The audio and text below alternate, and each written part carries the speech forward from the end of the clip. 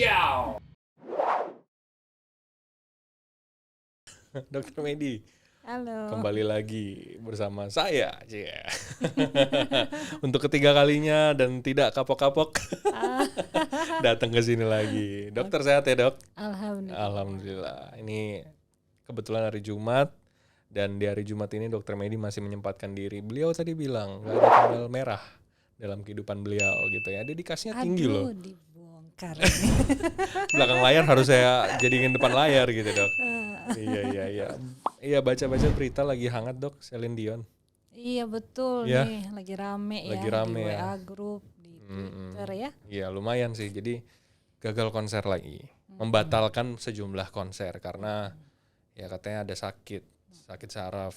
Ya, agak rare juga ya, Dok ya. Langka katanya. Iya betul, sebenarnya very rare sih ya. Very rare ya. Iya. Oke. Stiff person syndrome. Sindrom. Ini nama orang. Bukan. Ntar kayak yang waktu itu si Ramsay Han itu loh. Benar. Beda ya. Beda, tapi kalau kali ini kebetulan yang nemuin namanya bukan Steve. Bukan Steve, oke. Cuman dibilang stiff person syndrome karena memang gejalanya itu bikin orang jadi stiff, Kaku, oke. Betul. Jadi si Celine Dion ini memang ya karena public figure ya, jadi satu momen juga nih buat kita ya dokter-dokter saraf untuk kenalin apa sih sebenarnya penyakit yang cukup langka. Kita sendiri juga diagnosisnya juga nggak mudah. Oke. Biasanya pasien-pasiennya seperti Celine Dion gini juga kan dia ngalamin gejala ini juga udah cukup lama ya. Cuma baru terdeteksi ya baru-baru ini. Dan ya gejalanya memang istilahnya kalau ya orang bule sana bilangnya devastating ya, jadi memang ngeganggu banget kalau pas lagi muncul. Kayak apa sih gitu ya. Kenapa dibilang stiff person? Karena memang jadi betul-betul kaku. Jadi kaku. Kakunya itu terutama di batang tubuh, daerah batang tubuh. Belakang Jadi, atau gimana? Daerah belakang. Oke, berarti tulang belakang ya? Tulang belakang jadi nggak bisa bungkuk, untuk jalan aja sulit, dan itu kayak kram. Rasa kramnya itu sampai bikin nyeri. Oke. Nggak bisa untuk ngegerakin tangan ataupun kaki. Ya pokoknya diem lah. Jadi steady diem ya? aja, steady terus kayak orang yang ditarik luar biasa seperti itu rasanya. Nah itu bikin nyeri.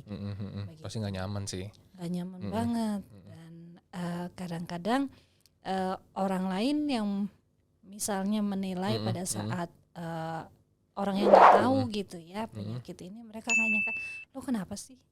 Kok kayak orang yang cemas, disangkanya karena lebih gak karena gangguan Gelisah gitu ya. psikis. Oke. Nah ini sorry Dok, aku baca juga mengenai beritanya si Celine Dion ini ya. Jadi ada beberapa yang mencoba mengungkapkan apa sih sebenarnya penyakit ini gitu kan. Tapi kan ini kan tebak-tebakan masyarakat ya. Kalau dari Dokter Medi ini pasti ya ahlinya gitu kan. Jadi nggak salah alamat saya nanyanya gitu ya, Dok ya.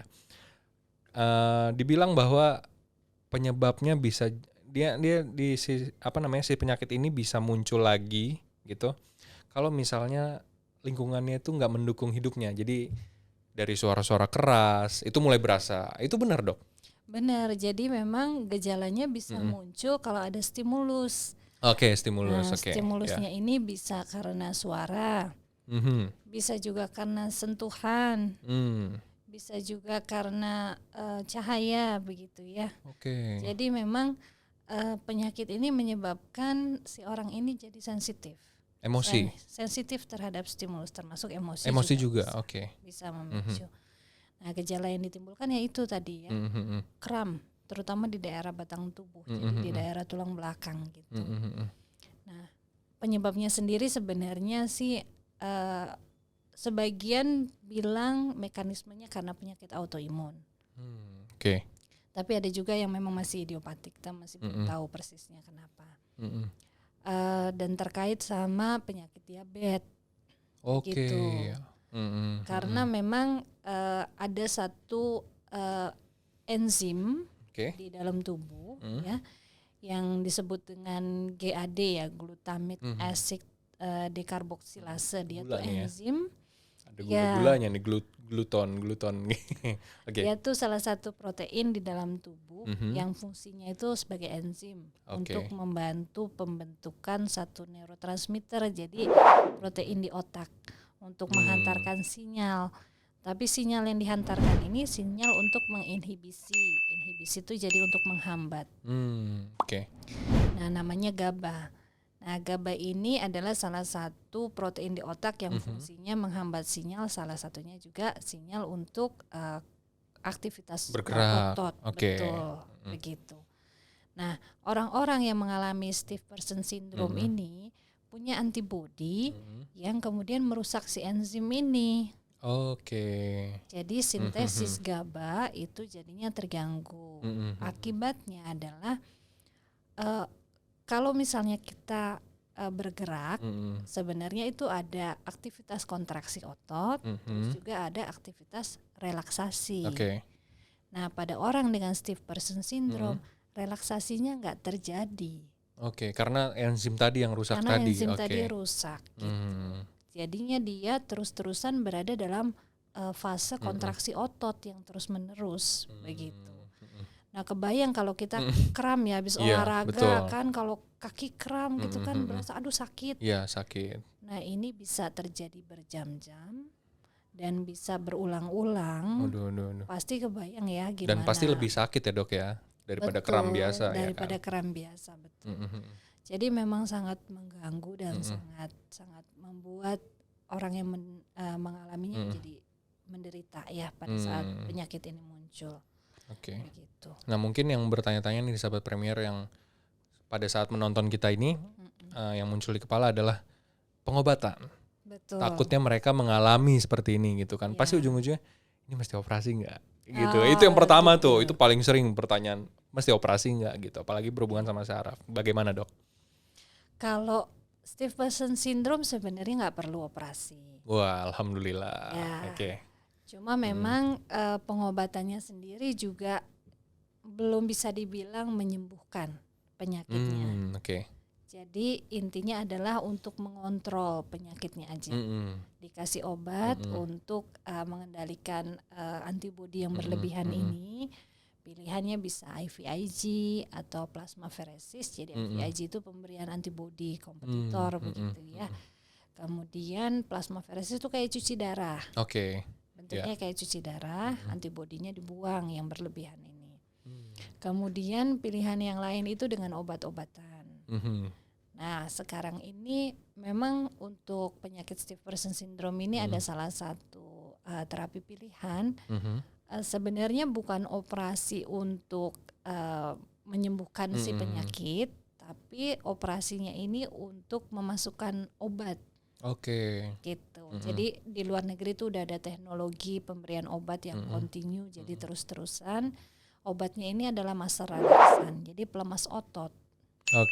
Yang dia kemudian menggunakan satu alat gitu ya, dia bisa memberikan obat secara kontinu. Akhirnya pasien itu nggak lagi terus-terusan dalam kondisi di mana dia kram gitu, karena ada obat untuk ngurangin kram. Ngurangin kram tadi. Seperti itu. Berarti bukan penyembuhan ya? Bukan penyembuhan. Mengurangi sensasi sakitnya. Mengurangi gejalanya. Gejalanya juga, Ya. Itu apa ya, Dok ya? Sudah lama ya sebenarnya ya ada si penyakit ini gitu kan? Penyakit ini sebenarnya udah cukup lama, tapi memang karena kasusnya sendiri jarang. Jadi banyak pasien-pasien ini yang kemudian nggak terdeteksi dari awal begitu. Bahkan nggak tahu namanya tuh. Betul. Bahkan nggak tahu namanya. Ini baru dengar karena kebetulan Celine Dion. Betul. Kami sendiri di Indonesia juga jarang ketemu pasien dengan diagnosis stiff person syndrome. Ada, tapi memang jarang. Jarang gitu. Ya. Jarang. Iya, takutnya kan ya yang sering kram, yang sering ketarik ototnya gitu kan. Apalagi kalau misalnya lagi tidur, dingin, terus kita menggeliat, Dok. Pernah nggak, Dok? Betis tuh. Tong gitu kan. Itu sakit banget itu, Dok, luar biasa. Cuma kalau stiff person syndrome ini dia punya bentuk klasik ya. Jadi bukan cuma sekedar kram yang kita suka rasakan gitu ya.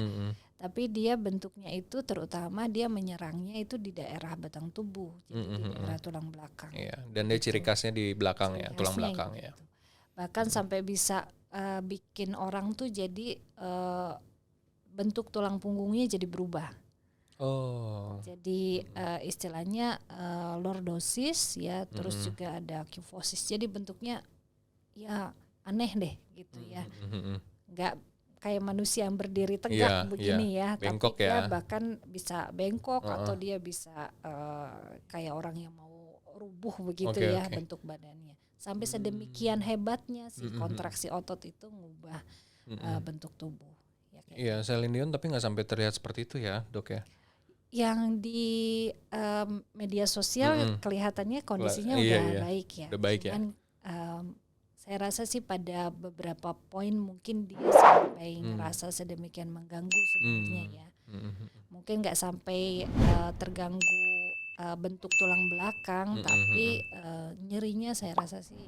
Iya, adalah. Dan itu berkepanjangan ya. Dan berkepanjangan betul. Oke. Ya Dok, kita sama-sama berdoa ya buat Celine Dion supaya cepat pulih gitu ya. Amin. Ya penyakitnya bisa sembuh gitu kan. Betul. Jadi bisa konser lagi, memberikan kesenangan untuk fans-fansnya kan begitu ya. Termasuk kita ya Dok ya. Oh nih. Iya, itu dia penjelasan dari dokter medis, semoga menjawab ya sahabat Premier. Ya Dok, mau kemana kita? Kita tunggu ya konser Celine Dion tahun depan. Amin. Iya, amin. Ciao. Ciao.